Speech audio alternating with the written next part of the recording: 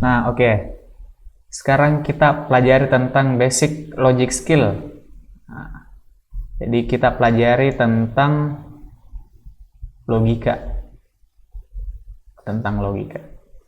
Apa sih itu logika? Nah, kita berangkat dari definisinya dulu deh.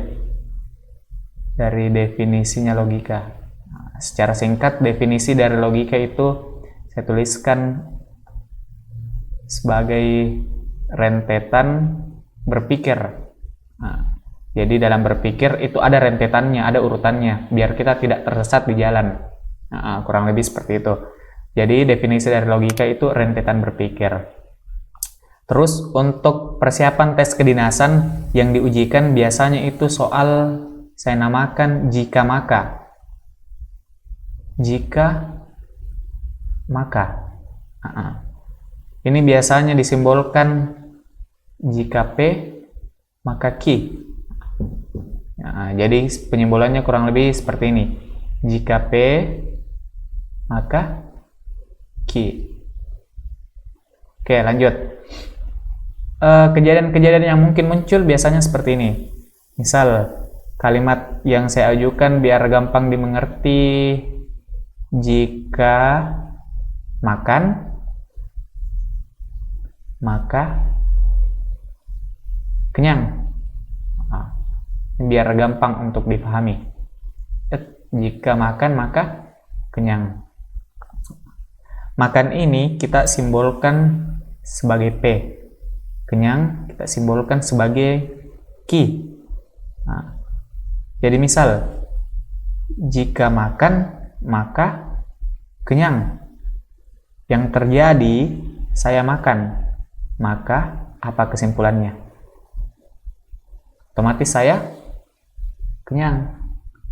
Oke, lanjut yang kedua. Jika makan maka kenyang. Yang terjadi saya kenyang. Apa kesimpulannya? Kesimpulannya itu apakah P? Nah, ini salah. Karena apa? Kalau kita kenyang, kalau saya kenyang, itu banyak alasan yang mendasari saya kenyang. Salah satunya mungkin makan. Salah duanya bisa jadi minum. Salah tiganya bisa jadi mungkin suntik makanan atau suntik vitamin. Nah, bisa juga mengenyangkan. Nah, dan lain-lain. Jadi untuk mencapai Ki, untuk tercapainya ini Ki, ada banyak alasannya, ada banyak sebabnya. Jadi kalau jika kita makan maka kenyang, yang terjadi kita kenyang, itu kita tidak dapat menarik kesimpulan kalau kita makan. Bisa jadi kita minum, itu kenyang, suntik vitamin kenyang, dan lain-lain juga kenyang. Jadi kalau ada kejadian seperti ini, jika makan maka kenyang, terus yang terjadi itu kenyang, kesimpulannya tetap kita itu kenyang. Oke, jadi bukan P karena banyak kejadiannya. Oke, lanjut. Jika makan maka kenyang.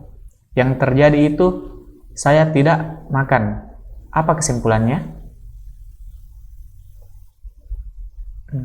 Ada yang berpikiran saya tidak kenyang. Apakah ini bisa? Nah, ini juga salah. Karena apa? Nah, coba lihat kembali ke sini. Jika saya makan, maka saya kenyang. Yang terjadi itu saya tidak makan. Nah, ini saya tidak makan.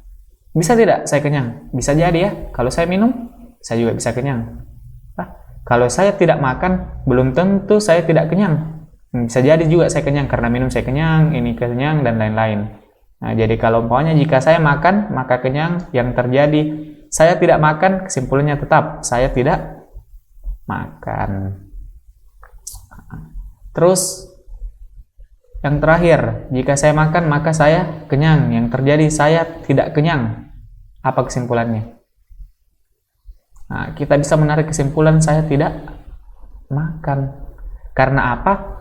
Kalau Ki ini tidak terjadi, otomatis ini tidak terjadi. Otomatis ini tidak terjadi. Nah, ini juga suntik vitamin tidak terjadi.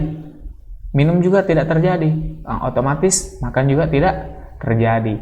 Jadi, kalau jika saya makan maka saya kenyang, yang terjadi saya tidak kenyang, kesimpulannya saya tidak makan. Oke, seperti itu. Jadi dari sini kita dapat 2 poin. Yang pertama yang ini. Zet, kita kotakin dulu. Yang kedua yang ini. Oke. Bisa ya? Jadi ini biasanya kita simbolkan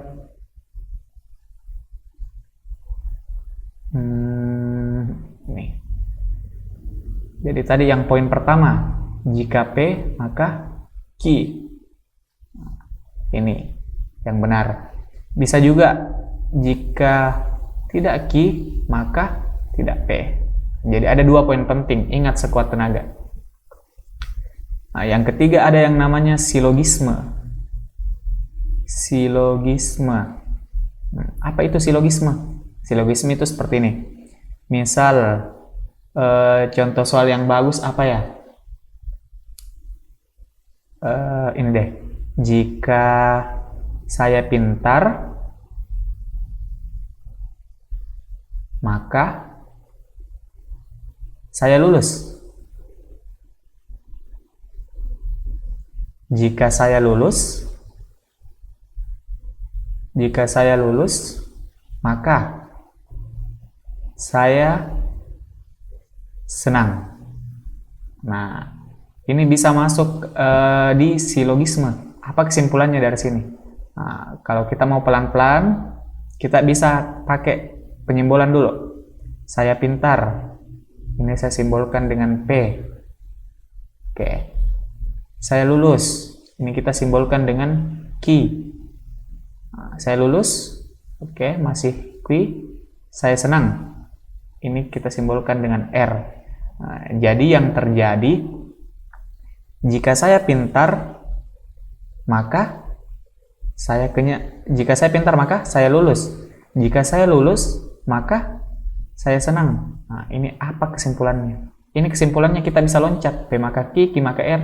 Ini kita bisa coret. Z, jadi P maka R. Apa itu P maka R? Jika saya pintar, maka saya senang.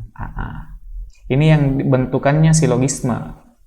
Jadi sudah ada 3. Oke, saya ulang. Yang pertama, jika P maka Q.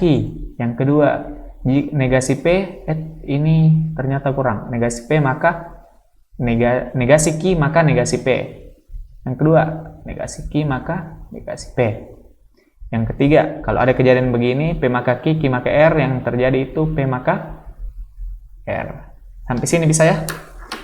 Kalau bisa kita lanjut ke contoh soalnya dulu. Kita lihat soalnya seperti apa.